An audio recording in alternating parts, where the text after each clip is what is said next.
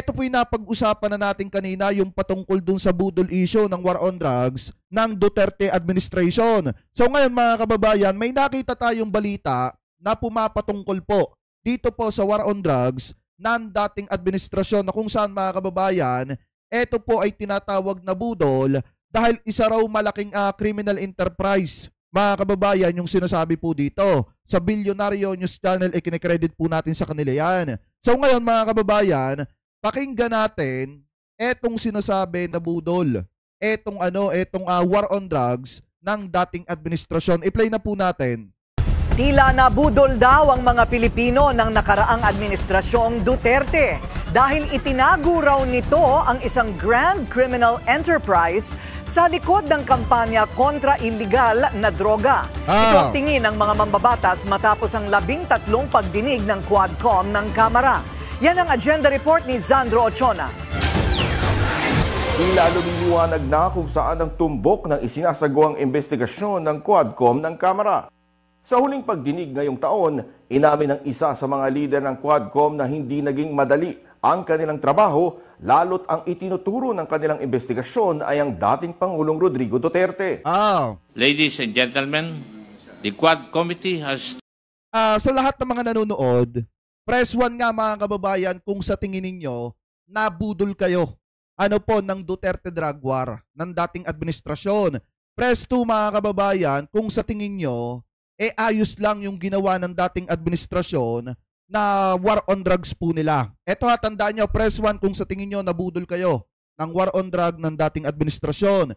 Press 2 kung tama lang yung ginawa po nila mga kababayan. Kasi eto sinasabi dito, isa daw pong malaking budol ito dahil nga sa likod ng madugong pakikipaglaban sa ipinagbabawal ng bato ng Duterte administration, itinatago po nila yung talagang totoong krimen mga kababayan na kung saan bilyon-bilyon yung ipinapaikot na halaga ng kontrabando ng ipinagbabawal na bato dito sa ating bansa. At sa totoo lang mga kababayan, hindi naman nga talaga nila napuksa o nawala or naalis sa Pilipinas ang ipinagbabawal na bato. Bagkus pa nga mga kababayan, nung babago pa lamang bumaba etong si Digong, nagsibalikan yung mga kaalyado niya or yung mga kasosyo nila, mga kababayan, di umano, or yung mga pinoprotektahan nila na mga alleged drug lord, mga kababayan, mas lalo pang dumami yung mga nakukumpiska sa panahon ni PBBM na bilyong-bilyong halaga na ipinagbabawal na bato. Ano po? So ngayon, ipagpatuloy pa natin. Started to uncover a grand criminal enterprise, and it would seem that at the center of it is the former president. Napakasakit po nito dahil tayo pong lahat ay nabudol. Binigyang diin din niya ang naging testimonya ni dismissed Police Colonel Eduardo Asierto kung saan iniugnay niya hindi lang ang dating Pangulo kundi ang iba pang malalapit sa kanya sa umano'y network ng illegal na droga. For instance, categorically named former President Duterte, Bongo, and Bato de la Rosa as integral personalities in protecting the illegal drugs network in the Philippines. Worse, they serve as key figures in ensuring that large volumes of illegal drugs slip right through our borders. Alam nyo, kung tutusin etong war on drugs ng dating administrasyon, masarap sanang ipagtanggol to ngayon. Bakit mga kababayan? Kung tama lang ang ginawa nila nung panahon na yon. At kung etong sina Michael Yang, sina Adan Lim, at yung iba pa na mga drug alleged mga kababayan ay naimbestigahan ng tama at napapanagot. Kaso nga lang ang problema, saglip na imbestigahan yung mga hinihinalang drug lord na yon, nagkaroon pa ng posisyon sa gobyerno at yung iba naging matalik na kaibigan pa ng ating dating presidente. Alam niyo kung tutusin mga kababayan, masarap ipagtanggol yung war on drugs ni dating Pangulong Duterte. Kaso nga lang ang problema, napakarami ng sablay. At ang isa pa mga kababayan, yung dapat na mga napapanagot, yun yung hindi napanagot. At yung mga kababayang pobre na katulad po natin, yon ang tinamaan ng kamay na bakal ni dating Pangulong Duterte ng kanyang administrasyon. At yung kamay na bakal naman ng dating administrasyon ay lumalambot pagdating kina Michael Yang. Yun yung katotohanan dyan, mga kababayan. Kaya kahit anong pagdepensa ng mga vlogger nitong si Digong, hindi po talaga kayang idepensa to. Kasi marami sa mga kababayang Pilipino natin ang tinamaan talaga niyan. At yung dapat natatamaan, yun yung hindi tinamaan. Diba? Katulad ni Michael Yang, ni Alan Lim. At nung iba pa na mga naging best friend nitong si Digong. Diba? Ipagpatuloy pa natin. Asan ngayon si Colonel Asierto? Nagtatago dahil Kaya nga, gusto siyang patayin ng ating former president. Binalikan din ni Akop ang pagpuslit noong 2017 ng 6.4 billion pesos na halaga ng shabu Sa na payon. naulit noong 2018 ng 3.4 billion pesos naman na halaga ng shabu sa Manila International Container Port. Maski ang overall chairman ng Quadcom, naniniwalang maraming ang nabudol. The general sentiment of the Quad. No? Kasi nga, maaring itong si Michael Yang, isang pinakamalaking budol, no? Na nagpanggap na isang lehitimong negosyante, pero yung pala ay sa likod ng kanyang negosyo, nagamit niya ang ating mga opisyales Kaya nang nga. sa ganun makapagpasok siya ng maraming tuneladang droga sa ating bansa. No? In the guise of being a legit investor daw. So yan, para sa aking palagay, talagang budol.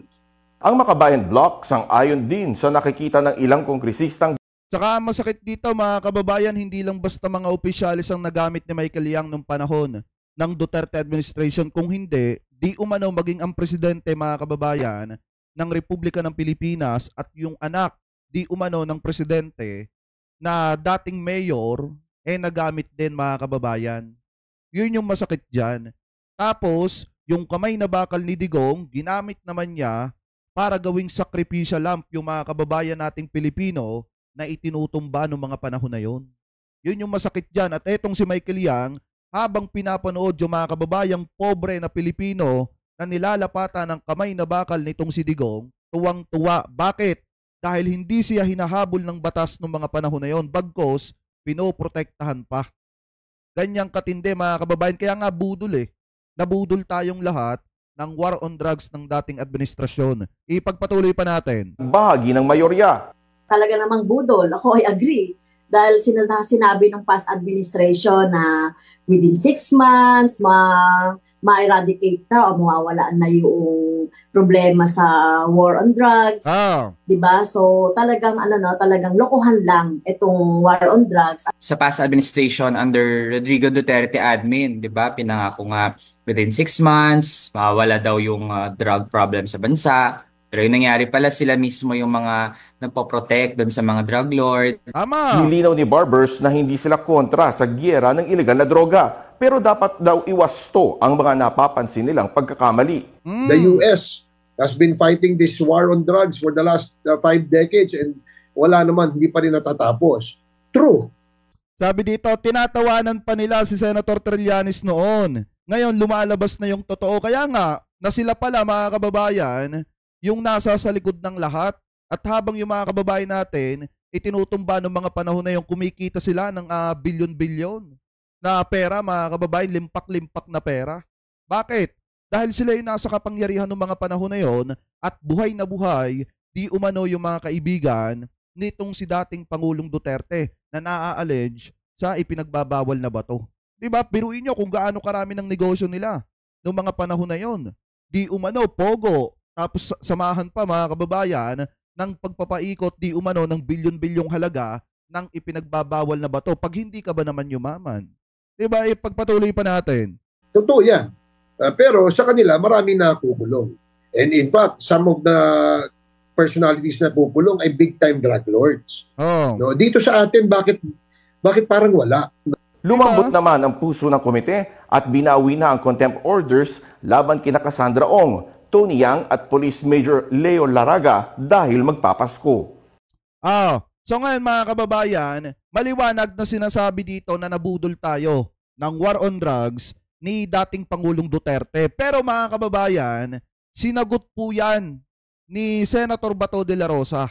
Yung issue na nabudol ang mga Pilipino, ang Pilipinas ng war on drugs na 2 to 3 months ni Duterte na naging 2 to 6 months mga kababayan hanggang sa natapos yung termino, hindi naman nalinis.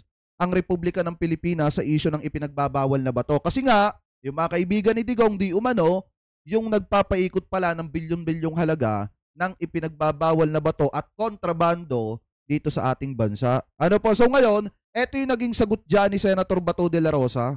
Kasi nagkaroon po siya ng interview kanina na kung saan ang katuwiran po ni Senator Bato de la Rosa, ginawa namin ang drug war para isalba ang Pilipinas.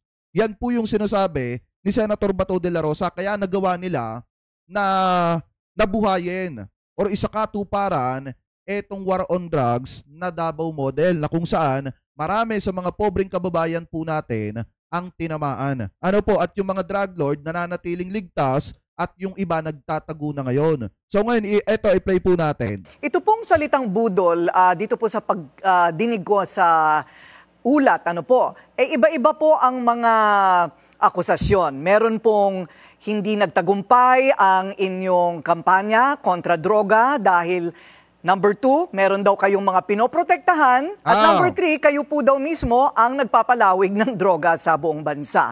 Tatlo po ang narinig kong parang akusasyon doon. Sa inyo pong pakiwari, ano po ang inyong definisyon sa sinasabi nilang nabudol daw ang publiko dito sa inyong war on drugs dati? Sila ang nagsasabi, pero ang publiko, tanungin mo kung anong masasabi ng publiko. Bakit? Kasi sila talagang... Tanungin daw ang publiko, mga kababayan.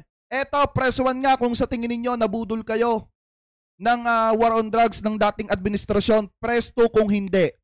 O yan, malaya kayo makapag-comment dyan.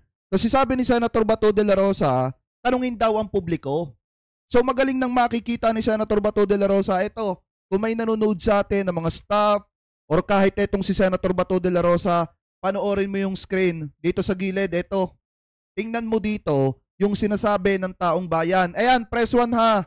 Kung sa tingin ninyo nabudol kayo, press 2 kung hindi. At okay lang yung ginawa nila nung panahon ng dating administrasyon. Ayan, malaya kayo makapag-comment dyan, mga kababayan. Kasi tanungin daw ang publiko, sabi ni Senator Bato de la Rosa. So kung nanonood dito si Senator Bato de la Rosa, tingnan mo yung komento ng mga kababayang Pilipino natin. Kasi sinasabi mo na kaya ninyo ginawa yung war on drugs na yan para isalba ang Pilipinas sa isyo ng ipinagbabawal na bato. Pero hindi nyo naman naisalba, hindi nyo naman nalinis ang Pilipinas. Bagkos, nung pumasok ang administrasyon, napakarami ng nasabat na ipinagbabawal na bato na kung saan siguro tira-tira pa ng dating administrasyon. Ano po, so ngayon ipagpatuloy pa natin? Talagang nakatutok talaga sila nag-ibain Duterte, no? Duterte and allies. Yan naman talagang pinaka-motibo nila sa ginagawa ng yan. Tanong yung taong bayan, ano masabi ng taong bayan? Sila, masasabi na yan, nabudol. Dahil alam naman talaga namin na yan talaga ang purpose na manggiba at mangdimulis. Opo. Basta alam ko, Corina, ako, I swear to God, sa altar ng simbahan at magkumpisal kami doon sa kay Lord.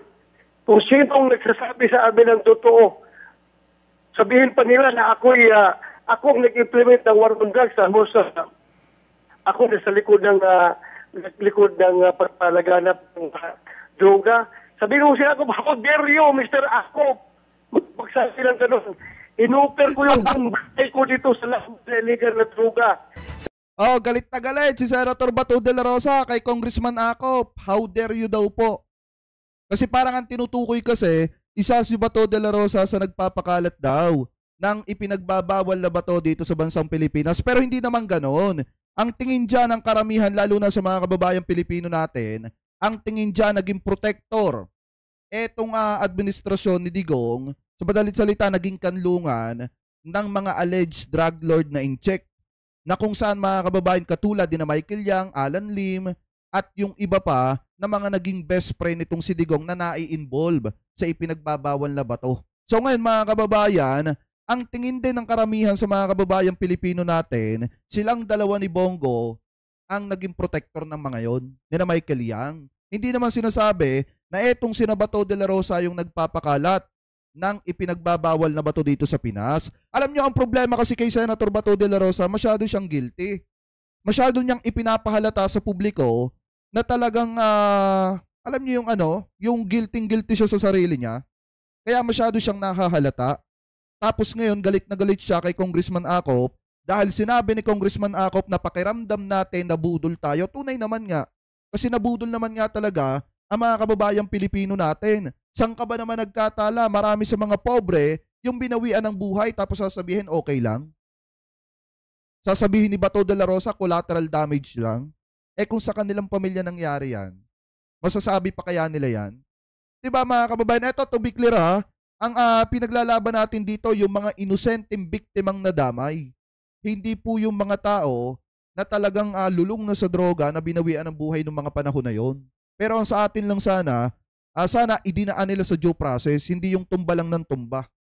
Diba? So ngayon ipagpatuloy pa natin.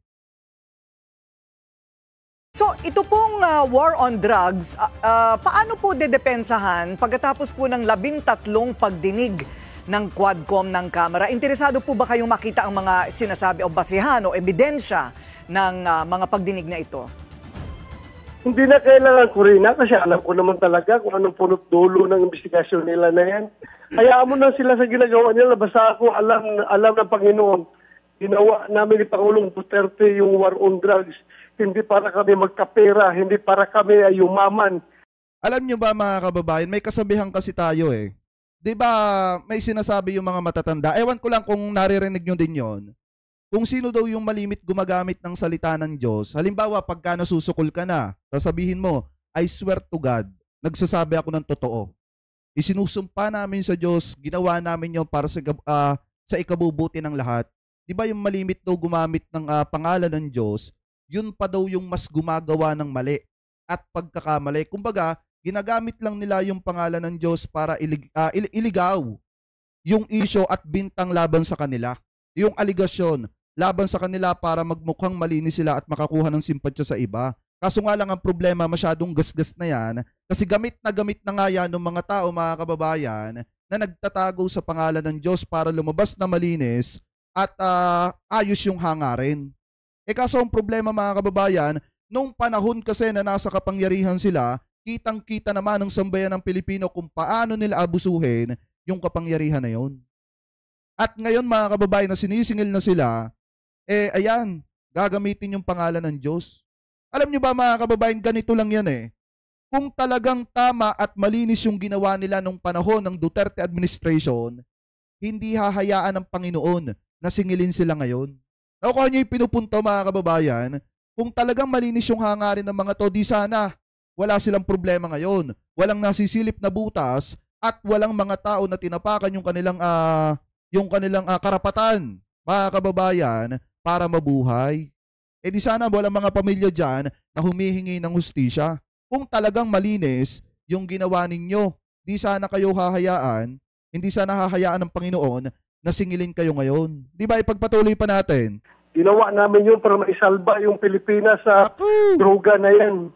Wala po kaming pakinabang dyan. Puro problema inabot namin. Pero sige lang, somebody has to do it. Hindi tayo papahig na maging narco state ang Pilipinas.